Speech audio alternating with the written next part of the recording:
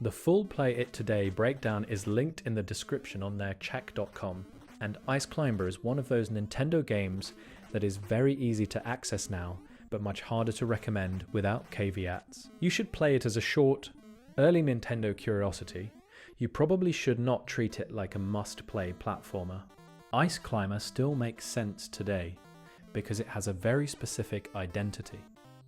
It is not just another side-scroller. It is a vertical climb built around breaking blocks above you, timing awkward jumps, managing slippery footing, and trying not to sabotage your partner in two-player mode. That last part is still the best reason to try it. Ice Climber can be funny, tense and mildly cruel with another player. You are technically working toward the same goal, but the level design and scrolling pressure can turn cooperation into accidental betrayal very quickly. That gives it a personality beyond its simple structure. But as a solo platformer, be careful. The movement is stiff. The jump arc is not generous. The vertical scrolling can feel unforgiving. Modern players used to smooth platforming may find the game more irritating than charming after the first few mountains. This is not Super Mario Bros. 3. It is much rougher, much simpler, and much more dependent on whether you enjoy early NES awkwardness. So the recommendation is yes, sample it. Do not overcommit. Ice Climber is worth playing because it is easy to reach legally and because its two-player chaos still has bite. Skip it if you want a polished NES platformer or if stiff jumping ruins a game for you immediately.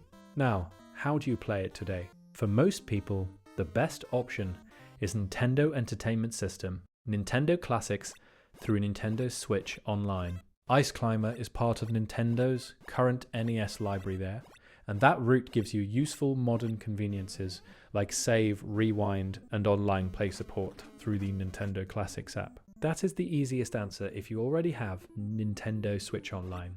Open the NES app, play Ice Climber, use rewind when the jump physics start testing your patience, and move on when you have seen enough. The main alternative is Arcade Archives Ice Climber on Nintendo Switch.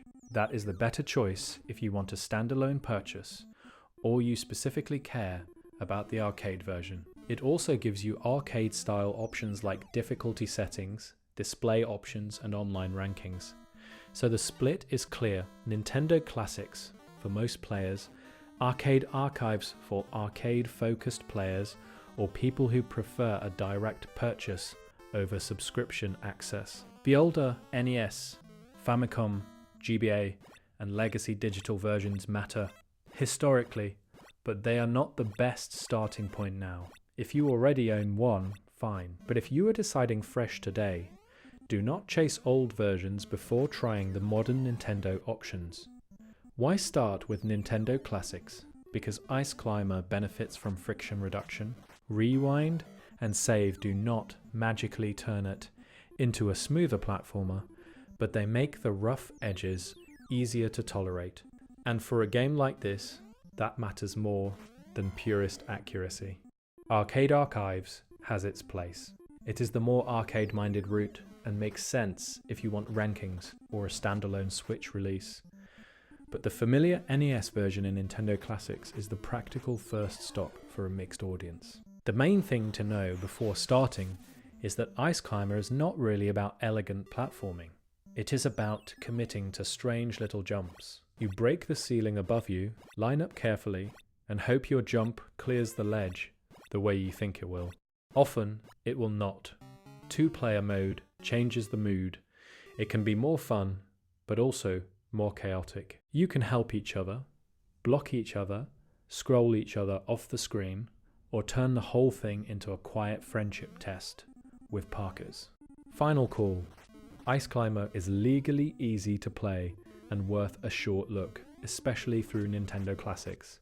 Just keep the expectations small. This is an interesting early Nintendo artifact with sharp edges, not a platformer most modern players need to live in.